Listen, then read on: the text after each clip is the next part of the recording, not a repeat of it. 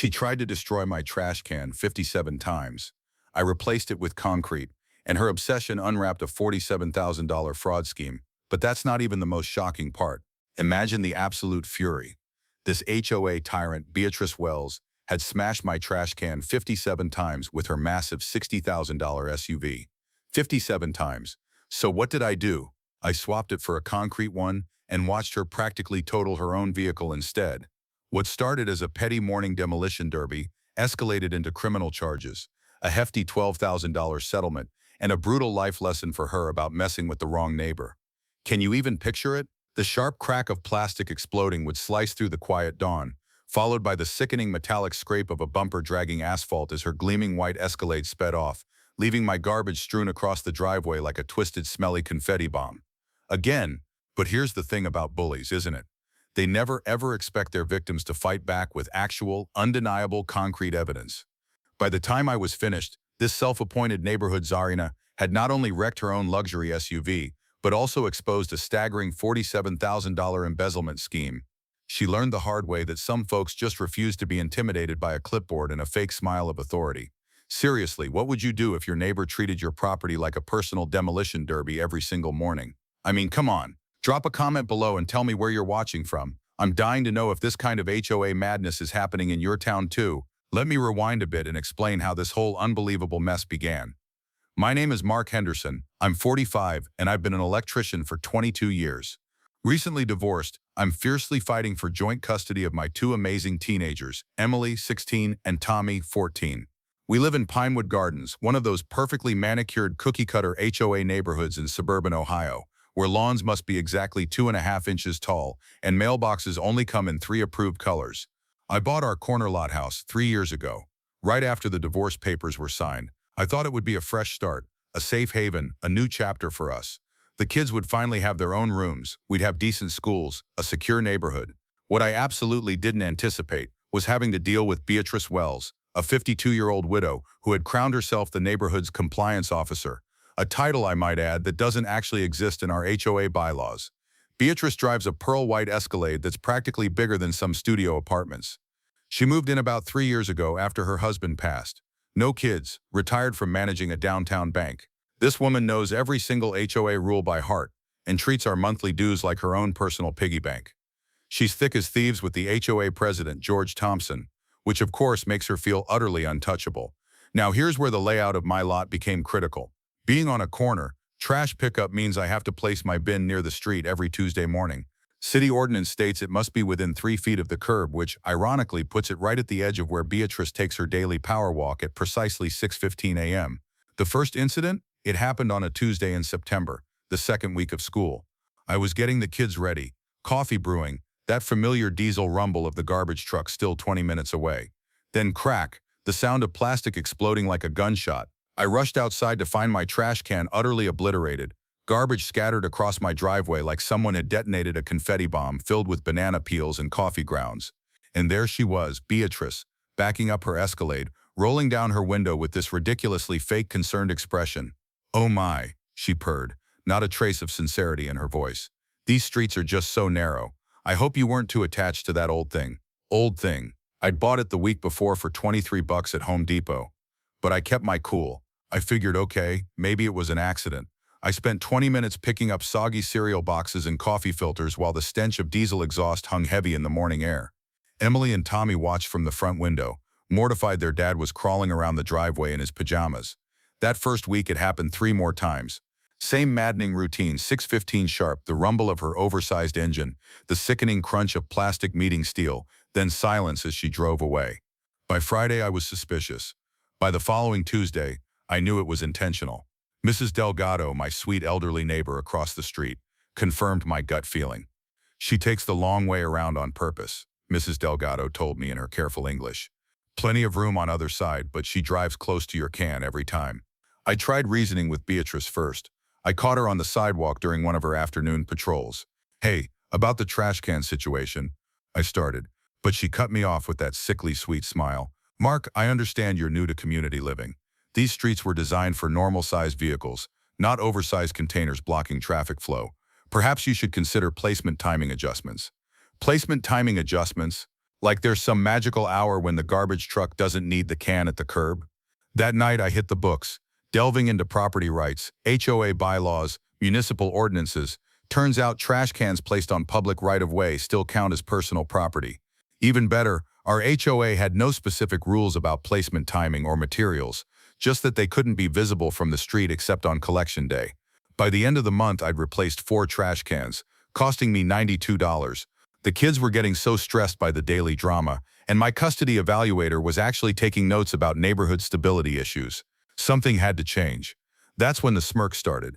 Beatrice began making direct eye contact during her morning demolition runs, a little satisfied smile that screamed she knew exactly what she was doing. Oh, it was on all right, game on. 2 weeks into October, Beatrice escalated from mere property destruction to full-blown psychological warfare. I came home from a job site to find a certified letter waiting, the kind that makes your stomach drop before you even open it. The thick paper felt expensive. The smell of fresh printer ink screamed this wasn't some generic form letter.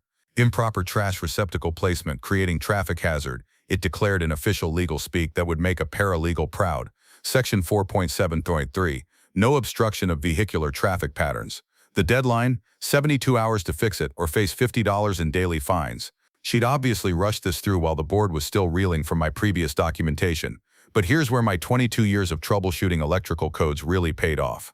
When something doesn't add up, you dig deeper. That evening I dove into municipal law like I was hunting down a short circuit. After 3 intense hours of cross-referencing city ordinances with county regulations, I hit the jackpot. The city code explicitly required trash placement within 3 feet of the curb on collection day. Even more crucial, HOA jurisdiction ends at the property line. They literally cannot regulate public right-of-way. I remembered reading about a similar case online where a homeowner in California used this exact argument to beat their HOA. I spent the entire weekend building my defense, feeling like I was cramming for my electrical contractor's exam all over again. I installed a Ring doorbell camera, perfectly positioned to capture her morning routine, $47 for peace of mind. I got a professional survey confirming my placement complied with all city requirements. I even convinced dear Mrs. Delgado to provide a written statement, though her hands trembled slightly as she signed it. "I don't want trouble," she whispered, "but this isn't right." Meanwhile, Beatrice was busy playing social media prosecutor, flooding the neighborhood's Nextdoor app with hysterical posts about reckless homeowners endangering children and dangerous corner obstacles forcing responsible drivers into oncoming traffic. The comment section exploded, becoming a fierce battlefield between her 3 loyal cronies and everyone else who thought she'd completely lost her mind. Then came the real twist, showing just how utterly desperate she was becoming.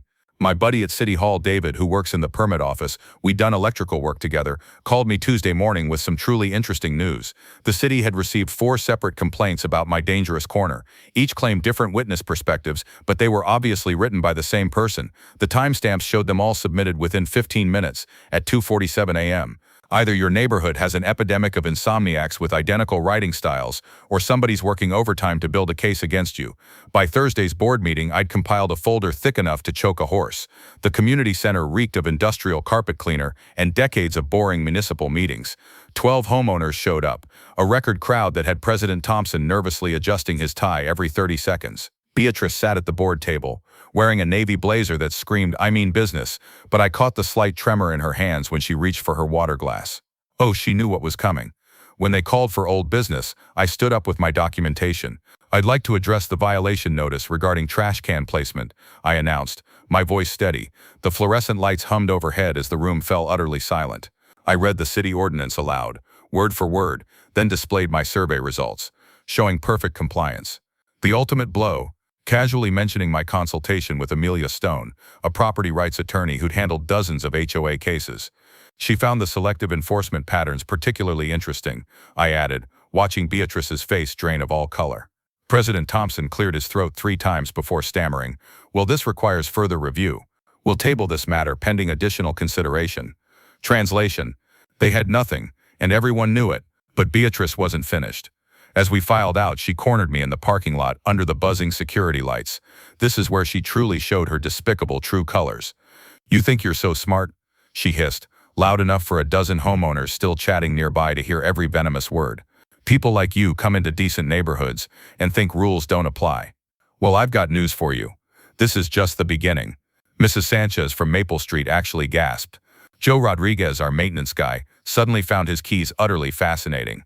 The racial undertones hung heavy in the humid October air like smoke from a house fire, glaringly obvious to everyone present. My phone, positioned casually in my shirt pocket, captured every single hateful syllable. That night, Emily asked me why the mean lady hated us so much. Tommy wanted to know if we'd have to move again. My heart ached. I tucked them into bed, promising everything would work out. But privately, I was calculating the true cost of this war. 3 replacement trash cans, 14 hours of documentation, attorney consultation fees mounting. But something profound had shifted in the community. Other homeowners were whispering about board overreach, asking uncomfortable questions about selective enforcement. Beatrice's parking lot meltdown had ripped the mask off, revealing what many had suspected. This wasn't about traffic safety or community standards at all. It was about power, control, and putting people she disliked in their place. The very next morning brought a telling change. Instead of her usual aggressive ramming approach, Beatrice drove past my trash can at a crawling speed, studying it like a general planning her next major assault. The pattern was evolving, which could only mean bigger trouble was brewing. November hit Pinewood Gardens like a cold slap in the face, and Beatrice hit back even harder. While I was still patting myself on the back for winning round 1, she was furiously weaponizing every obscure HOA bylaw she could dig up. That woman had apparently spent weeks combing through our community guidelines like a prosecutor building a RICO case. The assault came in waves. First, a violation notice about my grass height, apparently 2.75 inches, exceeding the 2.5-inch maximum by a criminal quarter-inch.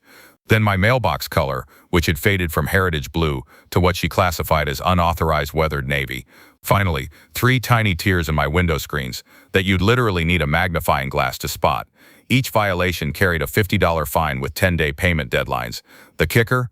I spent an entire Saturday afternoon walking the neighborhood with a measuring tape and camera, documenting identical violations on 14 other properties. George Thompson's grass was pushing 3 inches. Mrs. Albright's mailbox had faded to roughly the same shade as mine. Half the houses on Maple Street had screen damage from the summer hailstorm. But somehow only my violations merited official attention. While Beatrice was busy playing bylaw prosecutor, I was having coffee with Dale Peterson at Home Depot's contractor desk. Dale's been pouring concrete for 23 years, and when I mentioned my trash can troubles, his weathered face broke into a knowing grin. "You know," he said, stirring sugar into his coffee with a paint stir stick, "there's nothing in city code about what materials you can use for trash containers. Plastic, metal, concrete. As long as it holds garbage and fits the size requirements, you're golden." That simple conversation planted a seed that would blossom into Beatrice's absolute worst nightmare.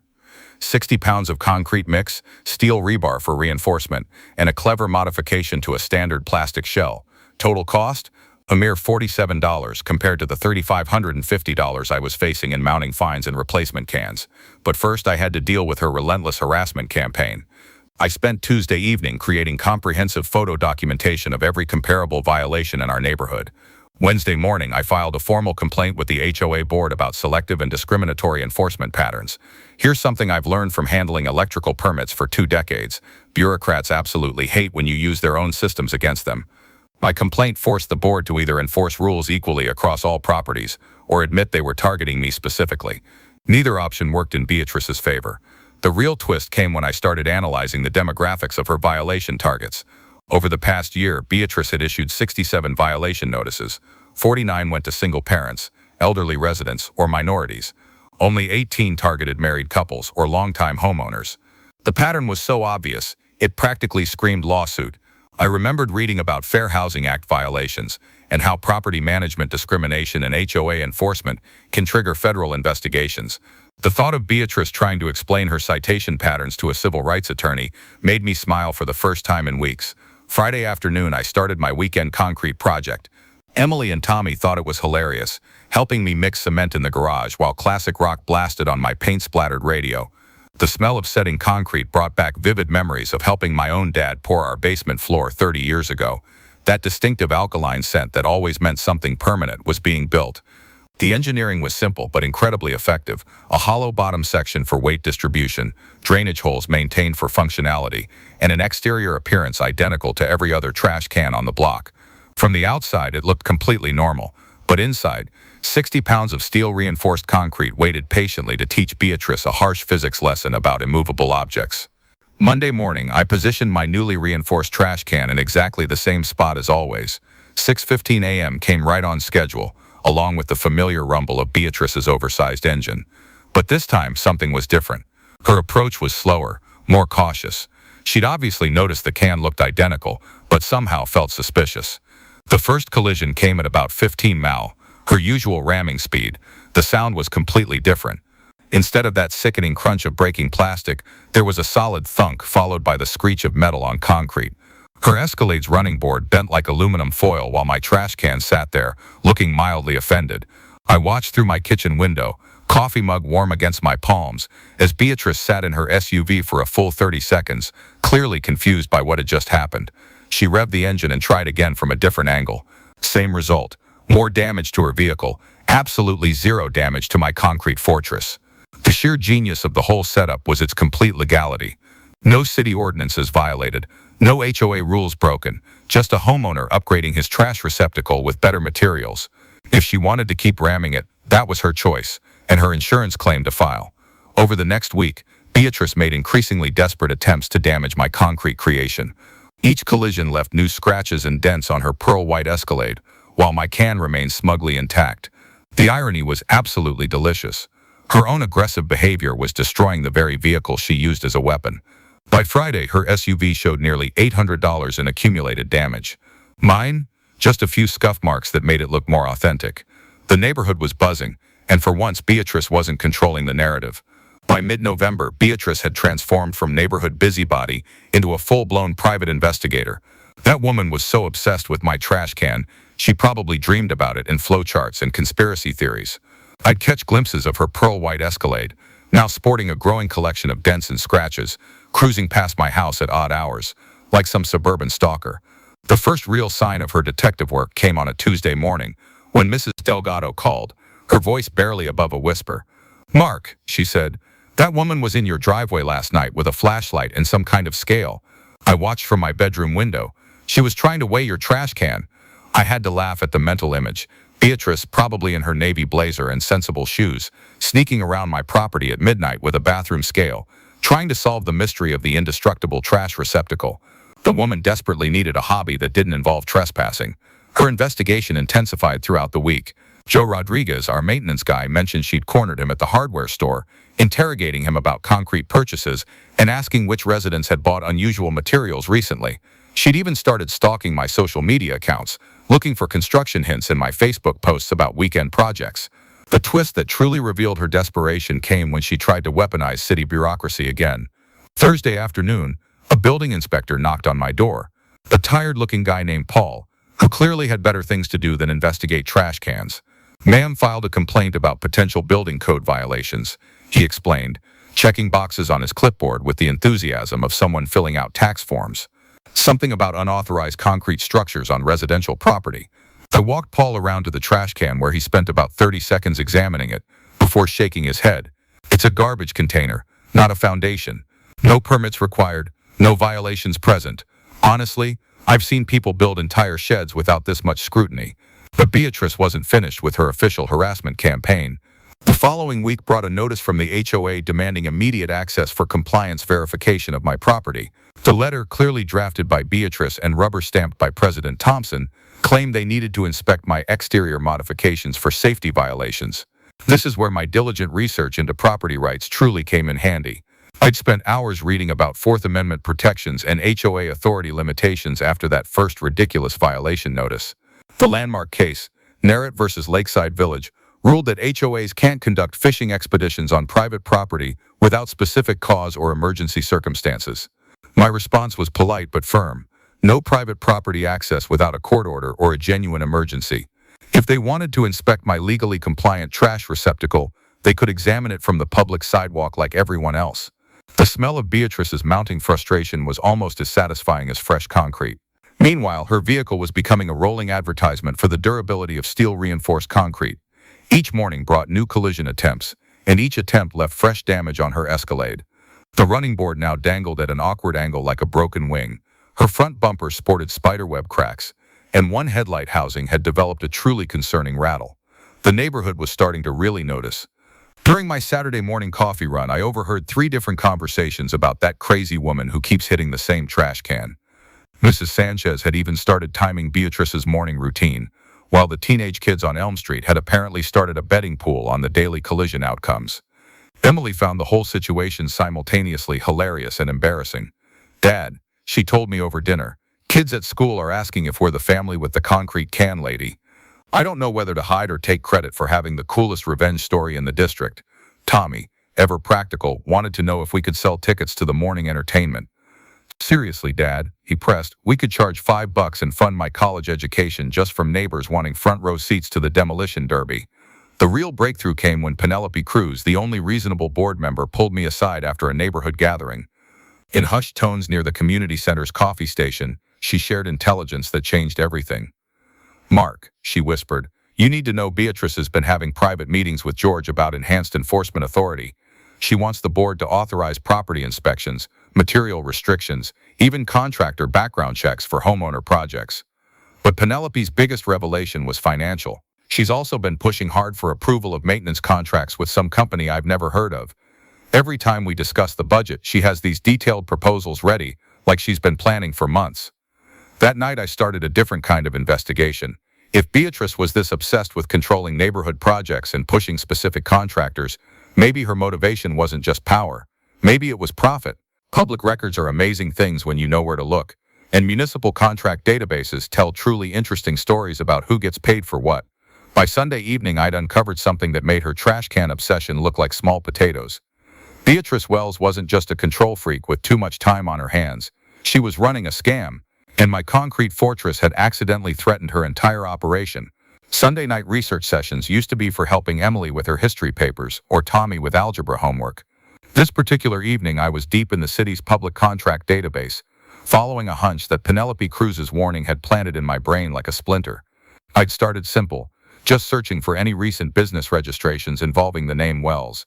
What I found made me set down my coffee and lean closer to the computer screen. Wells Construction LLC, formed 6 months ago, listed Beatrice Wells as 40% owner and her husband Robert as president. The timeline made my skin crawl. Company formation in May, first HOA maintenance contract bid in July, harassment campaign against me beginning in early September. The dots connected themselves with surgical precision. I spent the next 2 hours diving deeper into public records, and what I discovered would have made a forensic accountant weep with joy. Over the past 4 months, Wells Construction had been awarded 7 different maintenance contracts by our HOA board: landscape edging, sidewalk repairs, community center touch-ups, playground maintenance, $23,400 in total work. The bidding patterns told the real insidious story. On every single contract, Wells Construction had underbid the competition by exactly $50 to $100. Not enough to seem suspicious, but just enough to guarantee selection. It was like watching someone play poker with marked cards. Technically legal moves, but obviously rigged. Here's what really made my electrician's brain click into overdrive. Beatrice had voted to approve every single one of those contracts. 7 votes, 7 approvals, 7 payouts to her family business. The conflict of interest was so blatant, it practically had neon signs flashing around it. I remembered reading about fiduciary duty violations during my earlier legal research. Board members are required to disclose any financial interests in vendor contracts. Failure to do so violates state nonprofit corporation law and opens the door to both civil lawsuits and criminal fraud charges. The evidence was sitting right there, in digital black and white.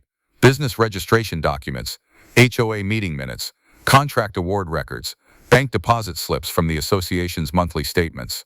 Beatrice had been using her board position to funnel community dues directly into her family's bank account. But the timeline revealed something even more damning. My first polite conversation with Beatrice about the trash can incidents. September 15th. My first questioning of the maintenance budget at the monthly board meeting. September 3rd. She'd started her harassment campaign exactly 12 days after I'd innocently asked why we were spending so much on basic repairs. My concrete trash can hadn't just been blocking her morning power walk. It had been protecting evidence of systematic theft from 127 homeowners. The scope of potential violations made my head spin. Civil liability for financial mismanagement, criminal exposure for fraud, automatic removal from the board upon proven conflict of interest. This wasn't just about property rights anymore. It was about corruption, embezzlement, and a woman desperate enough to destroy evidence that she'd waged psychological warfare against anyone who threatened her scheme. I printed everything: made digital copies on 3 separate cloud services, and immediately emailed the complete file to attorney Amelia Stone with a simple, chilling note. Urgent review requested, criminal implications possible. The power dynamic had just shifted completely. Beatrice thought she was fighting some divorced electrician over a trash can placement. What she was actually facing was the exposure of a fraud scheme that could land her in federal prison and bankrupt her entire family.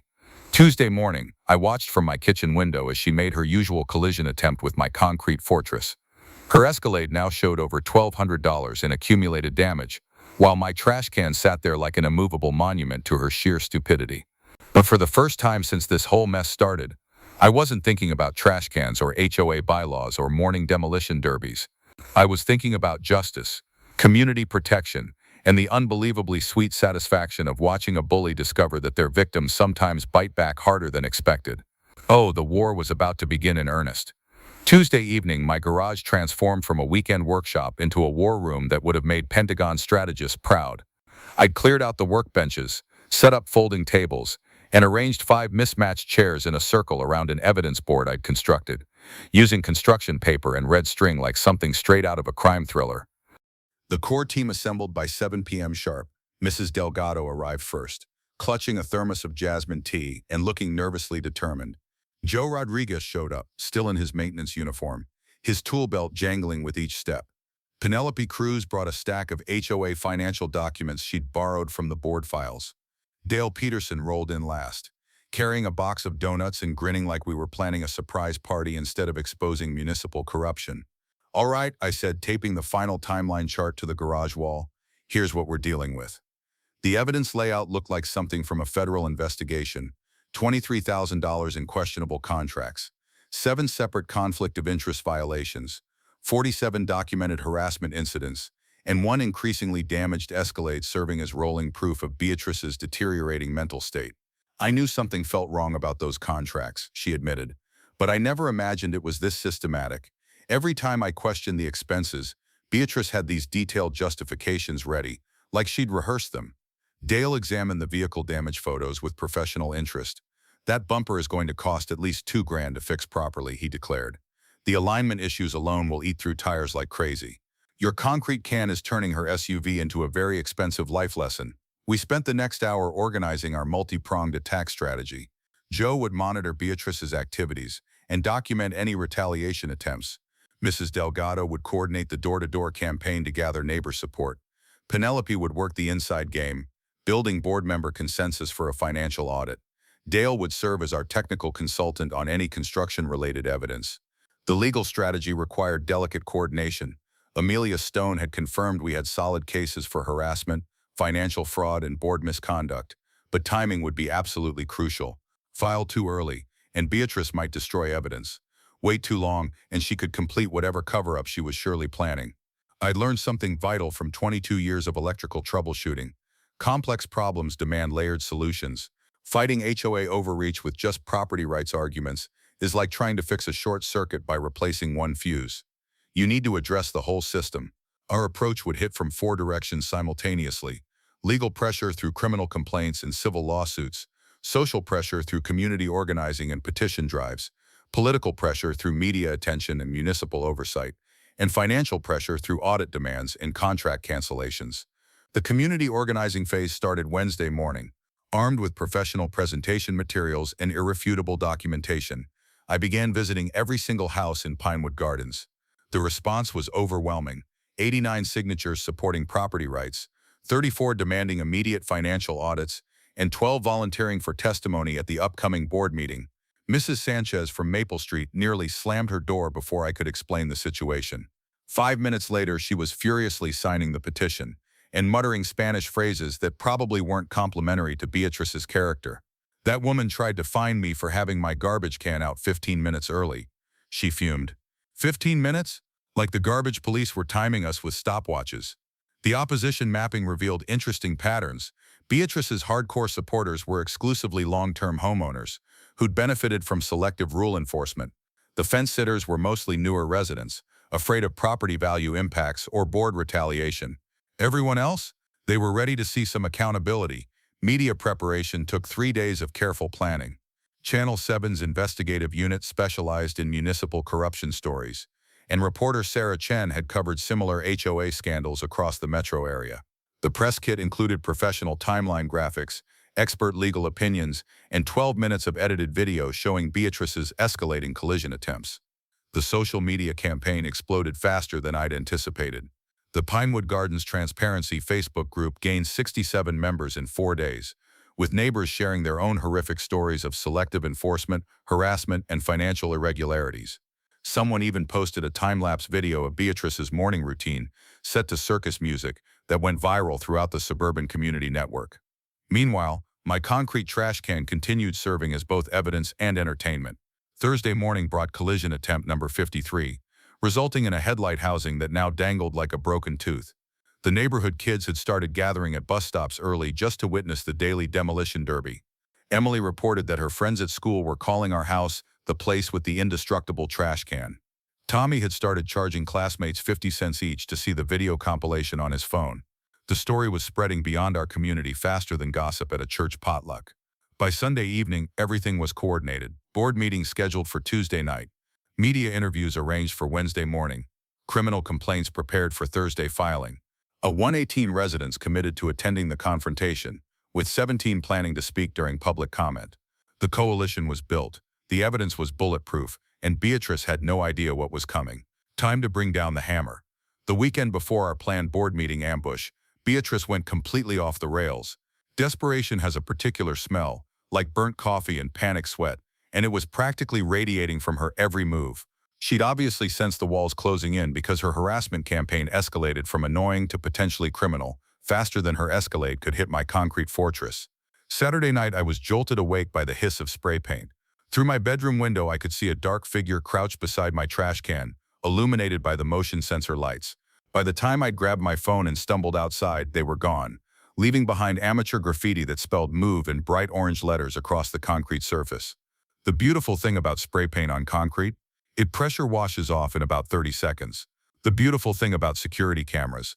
They record everything in high definition, including license plate numbers of pearl white Escalades parked 3 houses down during the incident. Monday brought a new chilling level of harassment. An anonymous complaint to the gas company claimed I'd been conducting suspicious excavation activities that might damage underground lines. The utility inspector who showed up was apologetic but thorough, spending 2 hours with detection equipment before confirming what I already knew. No digging, no violations, no problems. Honestly, he told me, loading his gear back into the truck. Whoever called this in either has serious vision problems or serious psychological problems. There's no excavation anywhere on your property. The twist that revealed Beatrice's true desperation came Tuesday morning. Joe Rodriguez found me at the hardware store, his weathered face grim with concern. "Mark," he said, "she hired a private security company to watch your house. Riverside Security. I know the owner's cousin. $200 a day for surveillance on a trash can dispute." The woman's lost her damn mind. But Beatrice's surveillance worked both ways. My upgraded security system had captured her drive-by inspections, her midnight photography sessions, and her increasingly erratic behavior patterns. The woman was unraveling faster than a cheap extension cord, and every single moment was being documented for posterity. Wednesday brought the discovery that made me genuinely angry. Emily came home from school upset, having overheard Beatrice talking to another parent about dangerous neighborhood influences and inappropriate role models for community children. The racial undertones weren't subtle, and the implications for my custody situation were crystal clear. That evening I hired Beth Morrison, a retired police detective who specialized in harassment investigations. For $200 a day, I could have professional documentation of Beatrice's stalking behavior, plus someone with law enforcement experience to testify about escalation patterns and threat assessment. The sabotage attempts intensified throughout the week. Someone poured what looked like battery acid on my concrete trash can. It left a small stain but no structural damage. Anonymous complaints flooded the city about everything from my lawn height to my electrical work permits. Fake negative reviews appeared on my business Google listing faster than I could flag them for removal. But the most shocking discovery came Friday evening. Tommy was working on his bike in the driveway when he found something unusual attached to my work truck's undercarriage, a small black device with blinking lights and magnetic mounting. "Dad," he called out, his voice tight with concern, "what's this thing stuck under your truck?" "A GPS tracker. Professional grade. Probably cost $300. And definitely illegal when placed without consent. I photographed it from every angle before carefully removing it and driving straight to the police station." Officer David Miller took the report with the weary expression of someone who'd seen this type of escalation before. "Mr. Henderson," he stated, "this moves beyond neighborhood disputes into criminal territory. Unauthorized surveillance, stalking, harassment. We're building a case file that could result in serious charges." The insurance fraud angle developed simultaneously. Beatrice had filed a $3,200 claim for road hazard damage, claiming her collision occurred on a city street rather than my property. The problem was my Ring camera footage, which clearly showed deliberate targeting of my trash can from multiple angles over several weeks. When State Farm's investigator called for an interview, I was ready with a complete evidence package: 53 documented collision attempts, witness statements, video compilation, and a professional assessment of the damage patterns. The investigator's reaction was immediate and decisive. "Ma'am," she stated, "this isn't road hazard damage. This is intentional property destruction with an expensive vehicle. We're denying the claim and referring the case to our fraud unit for criminal investigation." The community pressure was building like steam in a pressure cooker. Our Facebook group had grown to 94 members, sharing increasingly outrageous stories of Beatrice's behavior. Mrs. Albright reported harassment about her rose bushes. The Millers on Oak Street had received violation notices for children's sidewalk chalk art. Even George Thompson was privately distancing himself from her actions. Saturday morning brought collision attempt 57, this time resulting in a completely detached bumper that Beatrice had to retrieve from my driveway. The sight of her crawling around in her business attire gathering plastic fragments while neighbors watched from windows would have been hilarious if it wasn't so utterly pathetic. By Sunday evening, the evidence compilation was complete. Criminal behavior documented, witness statements notarized, financial fraud exposed, community coalition organized. Tuesday's board meeting would be less of a confrontation and more of a public execution. Beatrice just didn't know it yet.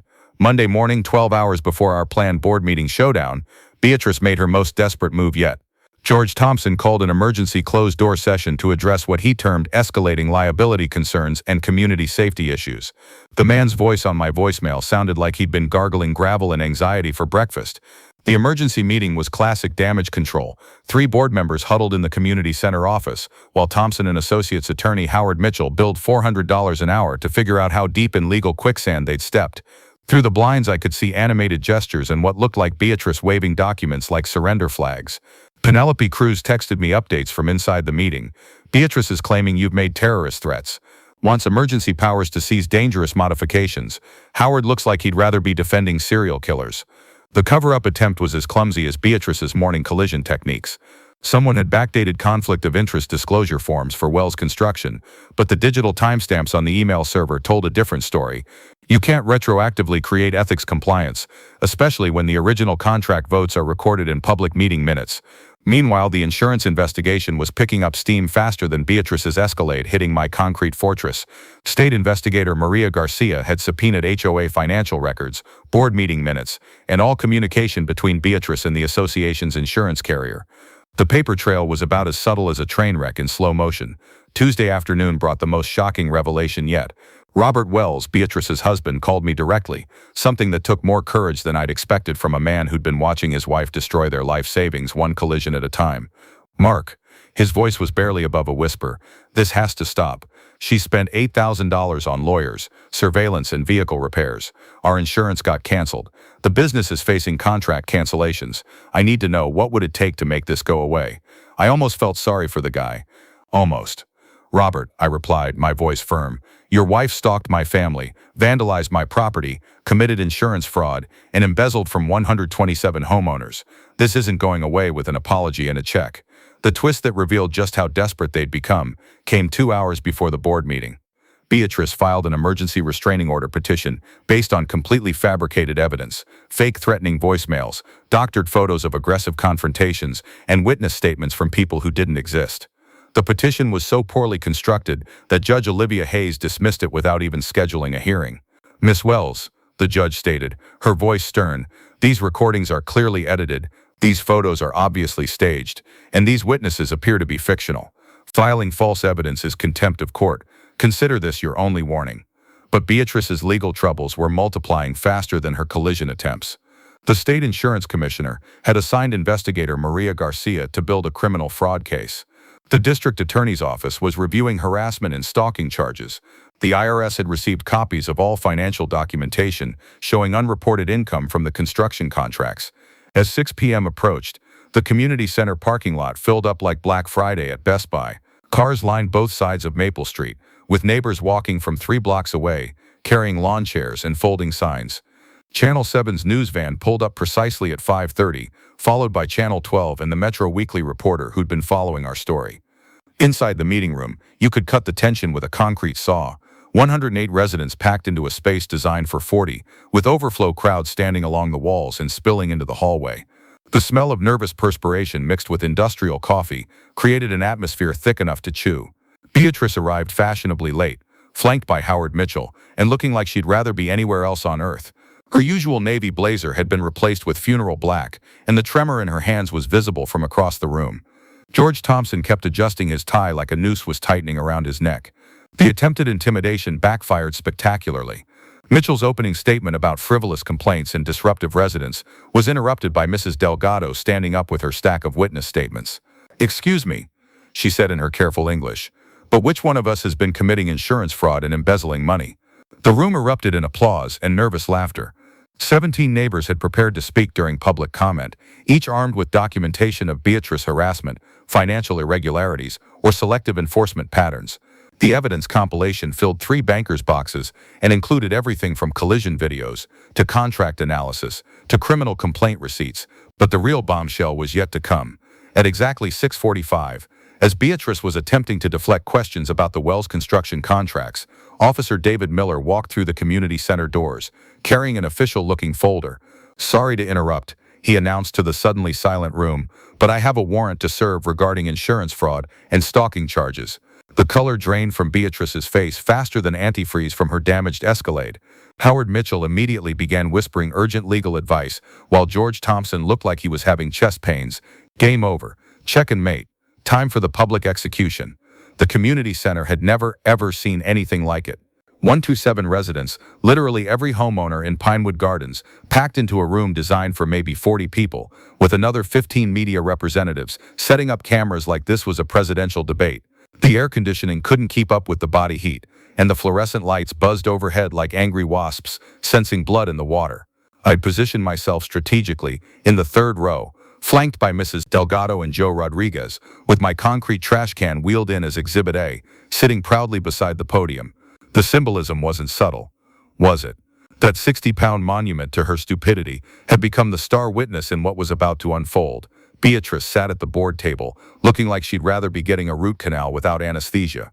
Her usual navy blazer had been replaced with funeral black, and every few seconds she'd glance toward the exit like a trapped animal, calculating escape routes. Howard Mitchell whispered urgent legal advice in her ear while George Thompson sweated through his shirt like a man facing his own execution. Officer Miller's entrance with that warrant folder had changed absolutely everything. The room fell silent except for the mechanical whir of news cameras and the nervous tapping of Beatrice's pen against the table, a rapid-fire staccato that sounded like Morse code for "help me." George called for order with a voice that cracked like a teenager's. "We'll now hear public comments regarding recent community concerns." I stood up first, carrying my presentation boards like a prosecutor approaching the jury. The room was so quiet you could hear the hum of the exit sign transformer. "Ladies and gentlemen," I began, my voice carrying easily through the packed space, "this isn't about trash cans. This isn't about HOA bylaws or property rights or community standards. This is about accountability, transparency, and stopping corruption before it destroys our neighborhood." I walked them through the timeline methodically. 57 documented collision attempts, each one recorded in high definition, the GPS tracker illegally placed on my vehicle, the spray paint vandalism captured on security cameras, the fake insurance claims that constituted felony fraud. But the real showstopper was the financial presentation. Using a borrowed projector, I displayed the contract analysis that showed $2,400 funneled from community dues directly into Beatrice's family business account. "Every month you've been paying higher fees to fund Mrs. Wells's personal construction company," I announced, watching jaws drop throughout the audience. 7 contracts, 7 undisclosed conflicts of interest, 7 violations of state nonprofit law. The video compilation played next. 12 minutes of Beatrice's greatest hits, set to a soundtrack of crunching plastic and scraping metal. The gasps and nervous laughter from the crowd provided perfect accompaniment to the footage of her increasingly desperate collision attempts. Then came the mic drop moment I'd been rehearsing for weeks. "Mrs. Wells," I said, turning to face her directly while the cameras rolled, You've spent $3,400 on lawyers, destroyed your $60,000 vehicle, committed insurance fraud, and stalked my family over a $23 trash can. But the real crime is the $47,000 you've stolen from this community through your family's construction company. The room erupted. Neighbors who'd been grumbling about rising HOA fees suddenly understood exactly where their money had been going. Mrs. Sanchez stood up, shouting in rapid Spanish that probably wasn't complimentary. The teenagers from Elm Street actually started clapping like they were at a concert. Beatrice's response was everything I'd hoped for, and more. She shot up from her chair like a jack-in-the-box, her carefully constructed composure finally cracking under the immense pressure. "This is harassment," she screamed, her voice reaching frequencies that probably bothered dogs 3 blocks away. "These people don't understand property values or community standards. They come into decent neighborhoods and think rules don't apply to them." The racial undertones hung in the air like smoke from a house fire. Channel 7's camera captured every word, every gesture, every moment of her complete psychological breakdown. Mrs. Delgado actually gasped audibly when Beatrice pointed directly at her and shouted something about certain elements ruining the community. Howard Mitchell tried desperately to control his client, but Beatrice was far beyond legal advice. She grabbed my evidence boards, attempting to tear them apart before Joe Rodriguez and 2 other neighbors gently restrained her. The woman was having a complete meltdown on live television while Officer Miller calmly took notes for his incident report. "I built this community," she shrieked, mascara running down her cheeks like black tears. "I protected property values. I kept standards high. And this is how you treat someone who sacrificed everything for neighborhood integrity." George Thompson called for recess, but nobody was leaving. This was better than reality TV, more dramatic than a soap opera, and more satisfying than watching your worst enemy step on a rake. Penelope Cruz stood up amid the chaos and made the motion that everyone was waiting for. "I move for the immediate suspension of Beatrice Wells from the board, pending criminal investigation and financial audit." The vote was unanimous, 4-0, with Beatrice abstaining while handcuffed to Officer Miller's chair. Justice served, concrete cold, with a side of public humiliation. The aftermath unfolded like dominoes falling in perfect sequence. Within 48 hours of the board meeting meltdown, Beatrice's world collapsed faster than her Escalade suspension system under repeated concrete impacts. Tuesday morning brought her formal resignation, her 2 lines of bitter text, claiming hostile work environment and personal attacks. By Thursday, the district attorney had filed insurance fraud charges carrying up to 6 months jail time and $5,000 in fines. Her insurance license was revoked Friday afternoon, followed by the suspension of Wells Construction's contractor certification. The financial reckoning was swift and merciless. Our emergency HOA audit, conducted by Albright and Associates CPAs, recovered $47,000 in overcharges and questionable contracts. Every homeowner received a $170 refund check by Christmas, the sweetest holiday gift Pinewood Gardens had ever seen. Robert Wells called me one final time, his voice hollow with defeat. "The civil settlement check is in the mail," he said quietly. $112,500, as agreed. "Beatrice wanted me to tell you she's moving to Florida to live with her sister." I almost felt sorry for him, almost. But then I remembered the GPS tracker, the fake insurance claims, and the months of harassment my family had endured. Some lessons come expensive, and this one cost them everything. The governance transformation was remarkable. Penelope Cruz won the special election for board president by unanimous vote, running on a platform of transparency and community engagement. The new board implemented conflict of interest disclosure requirements, monthly financial reports, and public contractor bidding processes that would make municipal governments jealous. Our first community project under the reformed leadership was the playground renovation, funded entirely by recovered embezzlement money. Watching Emily and Tommy help design the new equipment alongside neighbors who'd once whispered about our disruptive family felt like emotional vindication wrapped in practical progress. The legal precedent spread beyond our neighborhood. Henderson versus Pinewood Gardens HOA was cited in 12 subsequent property rights cases. Across Ohio, the state legislature passed the HOA Accountability Act, requiring financial disclosure and audit procedures that insurance investigators called the gold standard for municipal oversight. Channel 7's investigative series won a regional Emmy for exposing suburban corruption, and reporter Sarah Chen still calls me occasionally for expert commentary on HOA reform legislation. The original collision videos have been viewed over 200,000 times on YouTube, inspiring similar resistance movements in communities from Toledo to Cincinnati. My concrete trash can became a neighborhood legend. We moved it to the community center lobby as a permanent display, complete with a bronze plaque reading, Property Rights Protected 2023.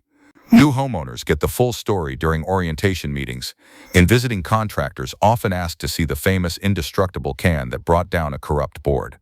But the real victory was community healing.